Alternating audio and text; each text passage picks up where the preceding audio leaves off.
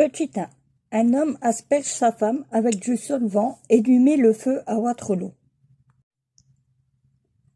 Un homme et sa femme ont été grièvement brûlés à Waterloo, près de Lille, le 1er avril 2020.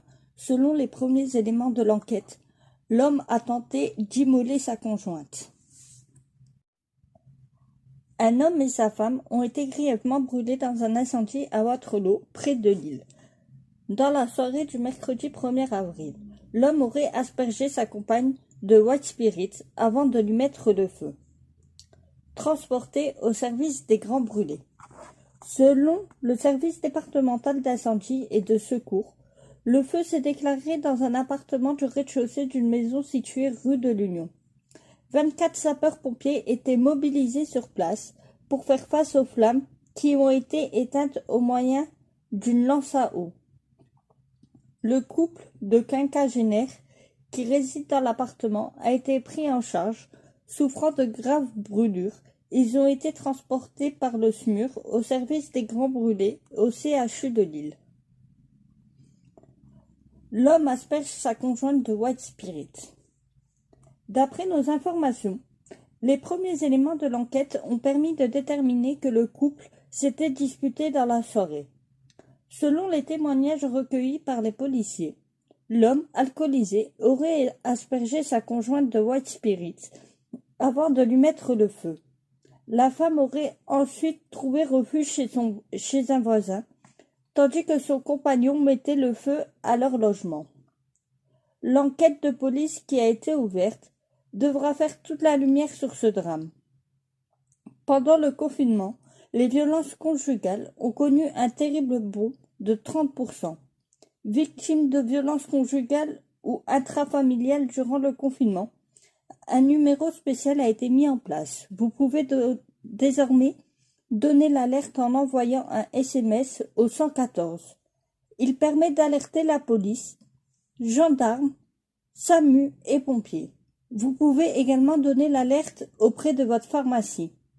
La ligne 3919 reste à votre disponibilité et vous pouvez également déposer plainte en ligne. Petit 2. Dans le Nord, des récidivistes du non-respect du confinement interpellés.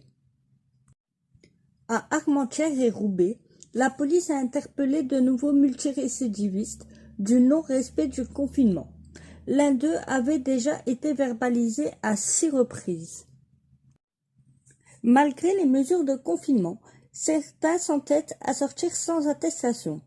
Dans le Nord, la police a de nouveau interpellé des multirécidivistes, des jeunes déjà verbalisés à plusieurs reprises pour non-respect du confinement. Déjà verbalisés, ils ressortent sans attestation. Le 31 mars 2020, vers 10h20, rue de Mouveau à Roubaix, les policiers contrôlent un jeune mineur de 17 ans. Celui-ci n'a pas d'attestation de déplacement dérogatoire. Il s'avère qu'il a déjà été verbalisé à 6 reprises pour la même raison.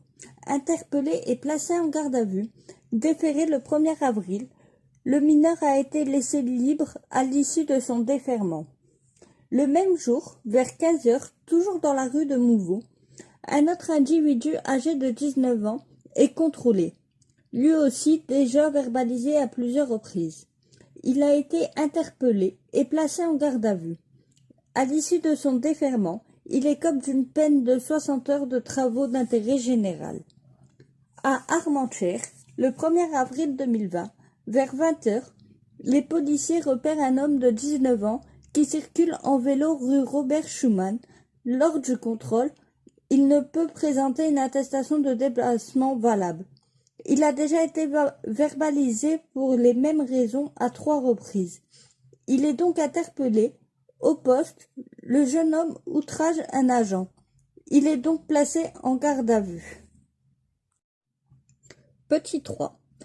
Arnold Sowinski, ancien gardien du RSC Lens, est décédé du coronavirus Covid-19.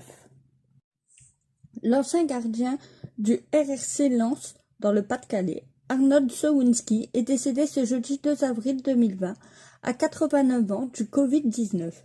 Il a disputé plus de 100 matchs sous les couleurs sang et or. Ce jeudi 2 avril 2020, le RRC Lens a perdu l'une de ses nombreuses légendes.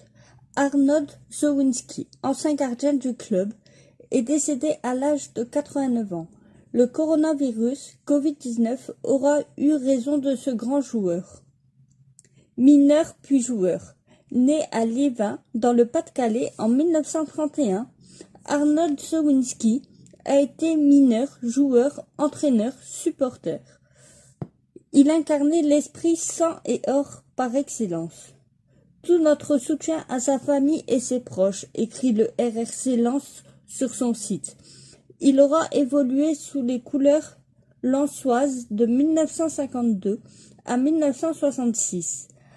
Arnold Zowinski compte plus de 100 apparitions avec le Racing. Il a ensuite été secrétaire, entraîneur des joueurs, puis entraîneur adjoint. Il rejoint Daniel Leclerc, autre étoile du club artésien, disparu en novembre dernier. Petit 4. Longueuil-Hanel. Un piéton décède percuté par un train de marchandises. Ce jeudi 2 avril, un quarantenaire a été percuté par un train de marchandises au niveau de Longueuil-Hanel dans l'Oise.